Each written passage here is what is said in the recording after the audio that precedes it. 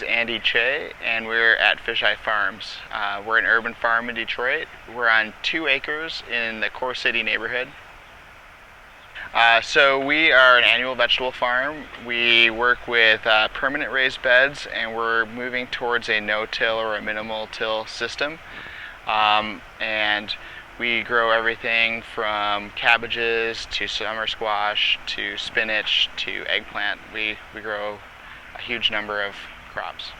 We have 3 market outlets. We have restaurants. That's actually how we started our farm, was serving restaurants. We also have a CSA. Right now we have 50 members.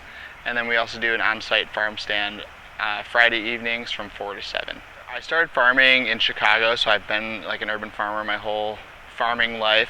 And when I was ready to start my own farm, I knew I wanted to be close to my family, which is in Waterford, Michigan. My uncle lent me 1 city lot here in Detroit to get started. That was in 2015. And then in 2017, we were able to get a business loan, and we purchased this property here in Core City, and we've been building it up ever since. So we're actually looking at maybe scaling back our urban footprint from 2 acres to 1 acre, and then also doing a rural-urban mixture. So I think we're looking at rural farmland, and we would hire a manager to keep running this farm. We would grow crops that are suited to this style of farming, and then we would go out to a rural space and expand the crops that we grow and do a better job on things like cabbages and corn and winter squash. In urban farming, space is always a huge production challenge. We're very tight. It's hard to get even our BCS 2-wheel tractor into this field a lot. It makes pricing challenges.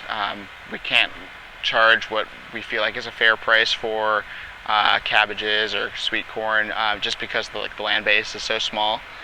Then we also have a lot of bug pressure. We have flea beetles, we have diamondback moths, we have the cabbage loopers, and then just like weed issues. And a lot of that kind of still comes from like that small land base. It's hard to like get equipment in there to weed things, and it's a really tight space. So for managing insects, we rely heavily on insect netting.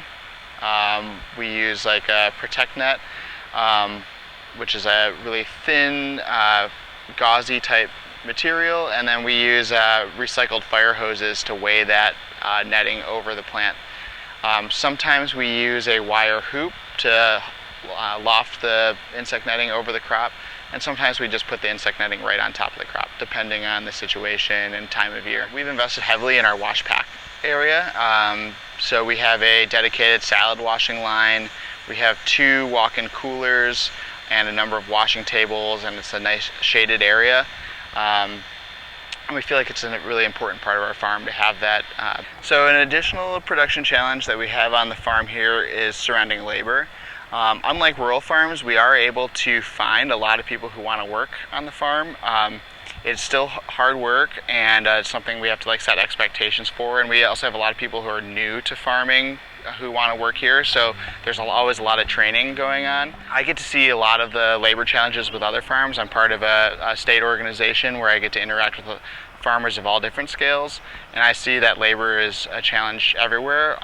For rural farms, it's usually finding the labor, where we have the opposite problem. We have a lot of people who want to work here, but we can't grow enough produce to hire as many people as we need. One of the challenges surrounding labor on our farm is the economies of scale that we're working with.